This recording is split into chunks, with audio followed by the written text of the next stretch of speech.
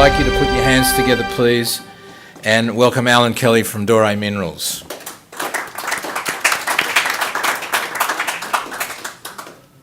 Great. Thanks very much for the introduction, and also thanks for the opportunity to come along and present tonight. I'm going to talk about Doray, Australia's newest high-grade, low-cost gold producer, and that's a picture of our processing plant up at Andy Well in Western Australia. A quick slide with some investment highlights. As I said, we're Australia's newest high-grade, low-cost gold producer. Our Andy Well gold project is a new operation, and it's currently amongst the highest grade and lowest cost gold operations in Australia. We made the discovery back in 2010 and brought the project on from discovery drill hole to first gold pour in 3.5 years, on budget and ahead of schedule. We think there's a lot of upside within the project, and we've shown that there's potential for resource extensions and also multiple parallel high-grade lodes within the project.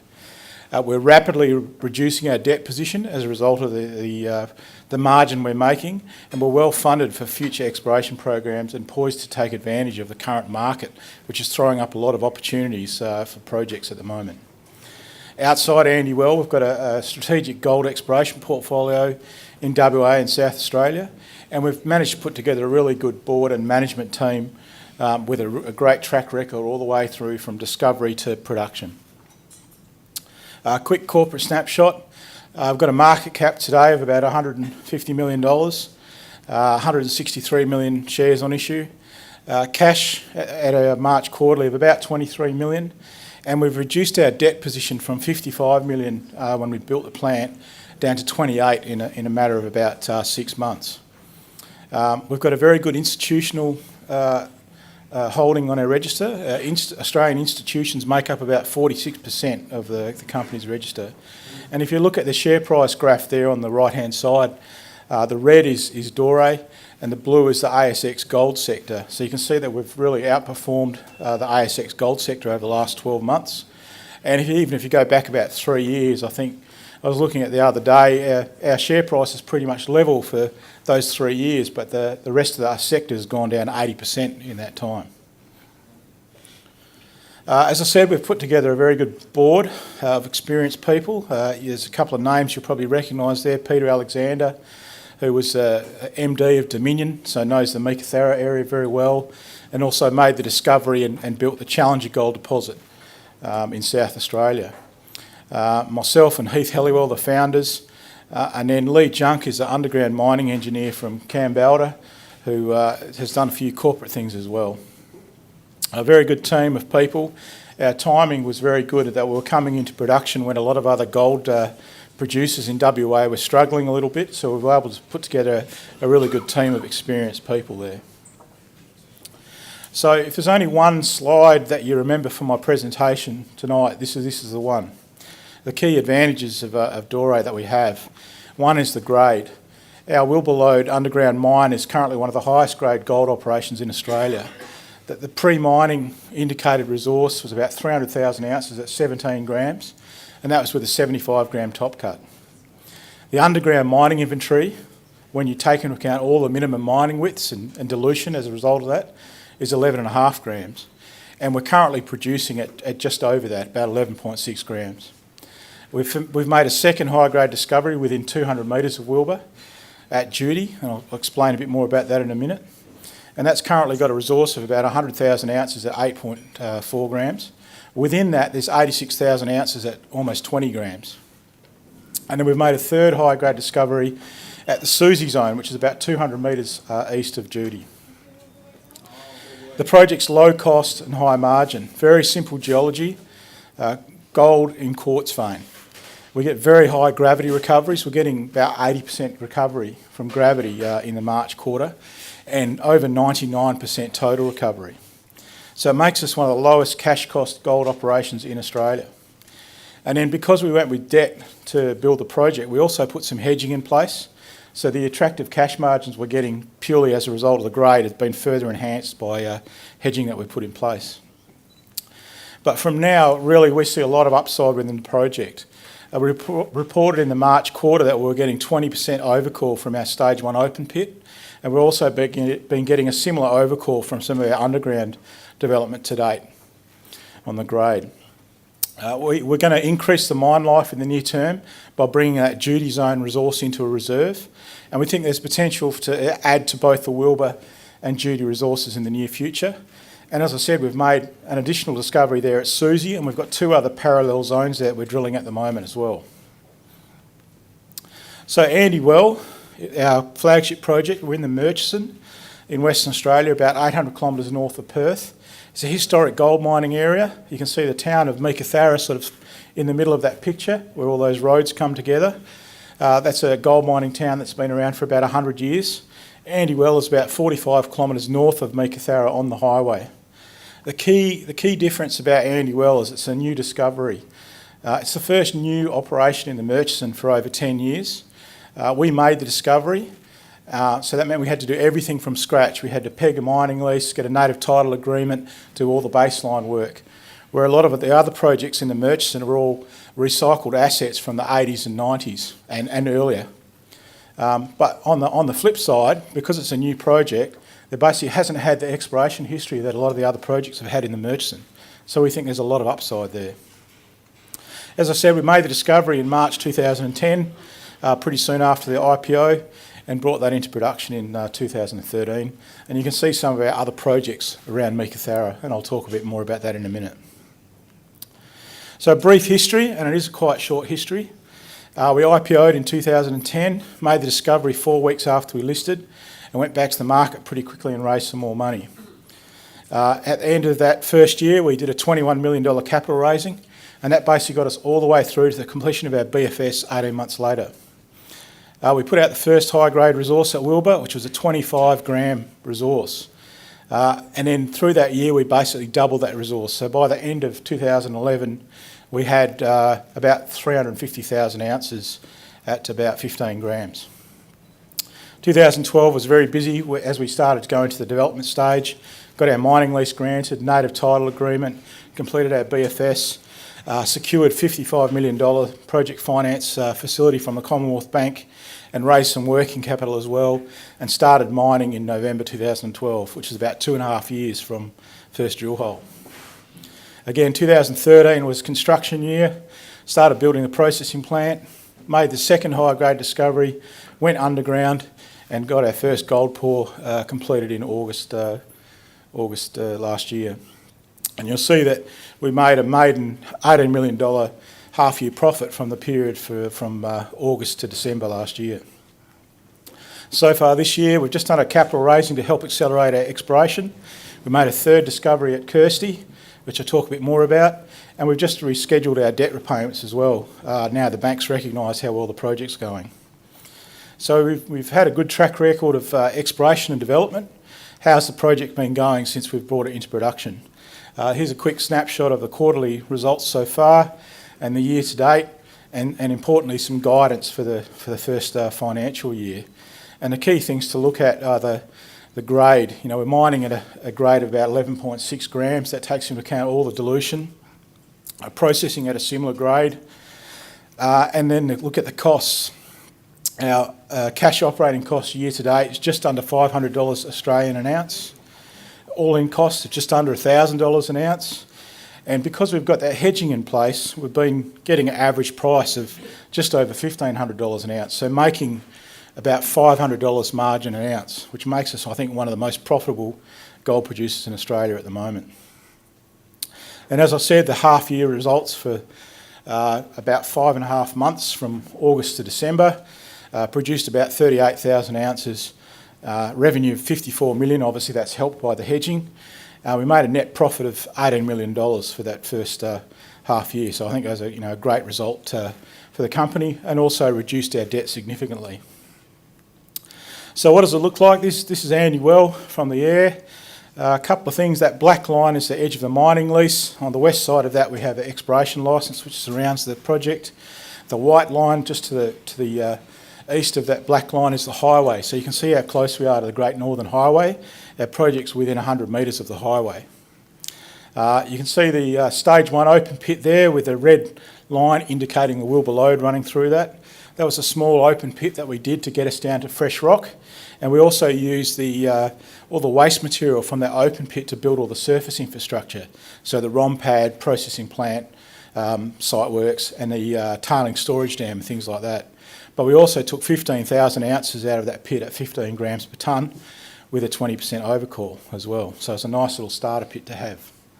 You can also see the top of Judy just poking out at the bottom of the page there, and that's that second high-grade resource I was talking about.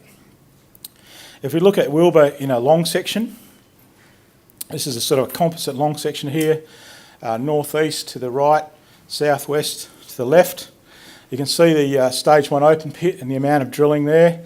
That was that little starter pit that got us sort of 15,000 ounces, about 15 grams. Got us down into fresh rock, and then you can see the proposed underground development heading off underneath that. Just to explain, that red outline is the boundary of the inferred resource. The sort of shaded pink is the indicated resource, and then the yellow is the mining reserve within that.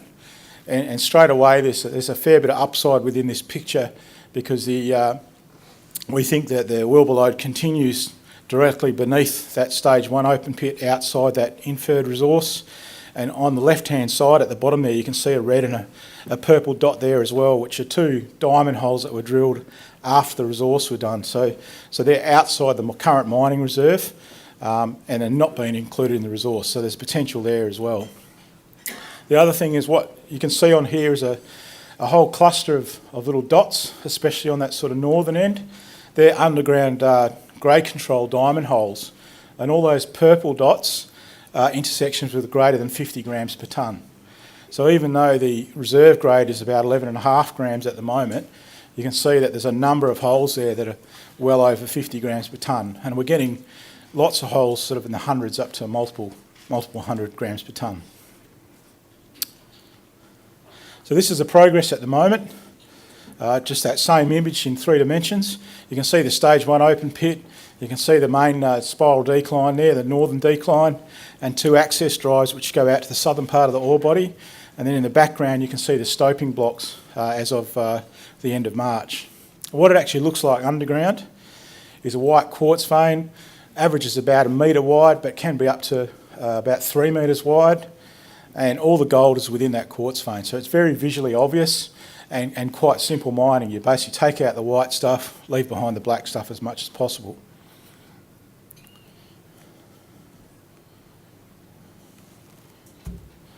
Just another view from another drive. Again, that drive is 3 metres wide, and so that vein within the drive is about 1 metre. So we basically mine on 3 metre wide development drives, 15 to 20 metres distance between them, and then stoping out that vein and leaving the wall rock behind. So the key challenge for us going forward is to minimise unplanned dilution. We've got a few things in our favour. One is the grade. We think we've been a bit conservative on the grade, and we're seeing that in the overcall we've got from the pit and some of the underground development. And the other thing is our processing plant has a lot of excess capacity, and it actually will cost us more to leave behind this material and take out a bit more and wear a bit of incremental extra cost in treating it. Because if it's running sort of ½ ounce to 1 ounce to multiple ounces, if you leave a tonne of that behind, that could be a very expensive exercise. As I said, we think we've been a bit conservative on the grade. This is one of the early diamond holes. Even though this is a high grade deposit, it's not nuggety.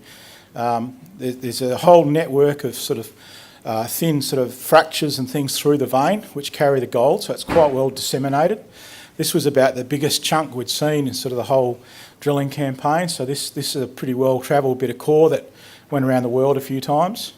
But a few months ago we got a call in the middle of the night that the metal detector had gone off and stopped the crushing circuit, and this is what we came up with. So those 3 pieces we think averaged about 5% gold. So that's 50,000 grams per tonne. So you don't need much of that to make up for a little bit of dilution. So that's why we think we can mitigate any issues we might have with dilution going forward. So that's how the operation's going. Let's talk about the upside, and that's really what we're focused on now as a company, is bedding down the production and then looking at what else might be here. We've identified numerous mineralised structures here beneath shallow cover.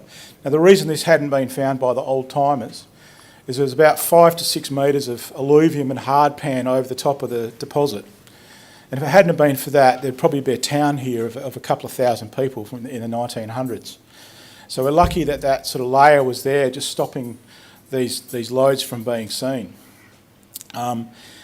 The area has a very short exploration history as well, despite the fact it's only 40 kilometres from Meekatharra, which has been around for 100 years. The first real drilling was only done here in the 90s, early 90s. And that was all done for shallow open pit mineralisation that everyone was chasing in the 80s and 90s. There's no deep drilling apart from the work that we've done over the last 3 years. So there's no exploration for this style of sort of high-grade, narrow underground veins. And as I said, we think there's potential for extensions to Wilbur and Judy, and we've found this third zone at Susie, and we think there's more to come where that comes from. We got some government funding from the West Australian government last year and drilled a horizontal underground diamond hole, and that was very successful. This is just a sort of 3D view of what we think it looks like. You can see the Wilbur lode there in yellow. 200 metres away is the Judy lode. That's that second high-grade resource I was talking about. You can see this third zone at Susie as well, which we're currently drilling out, and then a fourth one at Margaret, and there's another one called Kirsty, which is sort of towards the out of the page, another couple of hundred metres. So what we did is because we're underground now, we actually drilled a horizontal hole from the underground development, and we drilled out horizontally for 1 kilometre. We had some drilling on these other targets right down to the south, but we wanted to see what they look like up to the north. So we drilled out 1 kilometre underground horizontally, and the whole aim was just to pin down where we thought those structures were and to get some indication that they might be mineralised. And we were pretty successful with that. So this is a cross-section of that hole. You can see Wilbur on the left-hand side with the underground workings, and you can see where the hole sort of starts from the decline there. We hit the Judy zone, we hit Susie, and we got half a metre at 60 grams in quartz vein, which we were pretty excited about. Margaret, we actually hit the structure, but it didn't have much grade there. But the main thing was the structure was there and there was some veining there. And then Kirsty, which we knew very little about, we got 0.8 at 17 grams. So we've now proved that there are these 5 structures here, and they all have the ability to carry gold mineralisation. So we did a capital raising earlier this year. The reason that we did that is with the pretty rapid debt repayment we had, wasn't leaving much for exploration drilling. And we thought there was such good targets here, within a few hundred metres of a processing plant, that we didn't really want to sit around in our hands and wait to pay the debt down. So we raised some money, and we're basically drilling out that sort of red rectangular box there, where you can see the Susie, Margaret and Kirsty zone there. So we'll spend about $6 million drilling out these structures over the next 6 months or so. And we started that drilling in late February, so it's been going for almost 2 months. So what are we looking for? We're looking for stacked high-grade lodes, and there's a lot of examples of these around the world, so I've just picked out a couple of examples. This is Campbell Red Lake in the Abitibi in Canada. Been around for quite a while. It's produced about 17 million ounces, nice high grades. And you can see the sort of multiple veins there stacked up. A bit closer to home, this is Daisy Milano in the Eastern Goldfields out near Kalgoorlie. This is a sort of an end-on view of Daisy. Daisy is the red and purple vein sort of on the right, middle right there, and then you've got Rosemary and Hayoma and other stacked lodes there. So this is what Silver Lake really started on, have been mining this successfully since about, I think it's 2006, 2007. And then even closer to home is Great Fingal and Golden Crown. I think Peter Cook spoke here not that long ago, and this is one of their projects. This is about 200 kilometres to the south of us, and Great Fingal is probably the closest analogy to Wilbur. Single high-grade quartz vein. Great Fingal is about 1 million ounces at 20 grams. But the interesting thing is you can see the Golden Crown lode, which sits in the hanging wall. That's blind for about the first 300 metres below surface, and it was only found by drilling out from Great Fingal out into unknown. So this is what we're looking for, and there's obviously a precedent for it in WA and in the Murchison as well. So that's really the first part of our growth strategy as we move forward now. We think that that we've got a lot of upside at Andy Well, and that really currently provides the best return on investment. So we're doing a lot of drilling there and focusing our efforts there in the short term and picking a lot of low-hanging fruit, hopefully. If we step out a little bit, we're building a footprint around our mill, and we've sort of drawn a rough 50-kilometre radius around the mill there, with the idea that if we find anything with high grade, we can easily truck that in to the mill and add to what we've got. Quick comment on the debt repayment rescheduling that we announced a little while ago. We borrowed $55 million from the Commonwealth Bank to build all the plant and infrastructure. And because of the cash flow in the BFS, effectively we took a 2-year repayment period, but we were paying that off in 12 months. So you can see from sort of June 13 to September 15 as a repayment term. But as we were reducing the debt balance, we were increasing this DSRA, which is an offset account, debt service reserve account. So basically by the time we got to September 14, we owed 28, but we had 28 sitting in an offset account, so we had a net position of 0. So effectively, it meant that we've taken a 2-year repayment schedule and squeezed it up to 12 months. Now, the fact that the project could do that was fantastic, but it was so aggressive that meant that there wasn't any working capital left for anything else or exploration on that. So after a few months of the project running well and getting a quarterly out, we talked to the bank about changing that schedule. So nothing really changes till June, but effectively what happens after June is we use some of that offset account a bit more efficiently rather than having it just sitting there in a bank. So there's no change to the term of the debt. There's no increase in the term of the debt. There's no delaying any of the payments. It's just how we actually use the reserve account as opposed to actually paying out cash. So, it gives us improved access to the project cash flow. And the other thing that came with was project completion, which anyone knows that if they build a project, you get project completion, you get a reduced interest rate margin, and you also get a reduction in the security that the bank holds over the company. So the combination of this rescheduling and also that capital raising we did puts us in a very good position financially moving forward. So in summary, as I said, we're a new gold producer, very high grade, very low cost, amongst the highest grade, lowest cost projects in Australia. I think we've got a lot of upside within the project. We think we'll easily surpass the 3.7 years that we indicated in the BFS, and I hope this exploration program really puts that beyond doubt. We've reduced our debt position. We're well funded, and we've got a great team there as well. And I think we offer really good unmatched leverage to being further re-rating as a producer once people see what the project's capable of, an increase in the gold price, which you all want to see, and further exploration success, which we've proved that we're capable of. Thanks very much for your time, and if you have any questions, please, I'll direct you to our website. Thanks very much.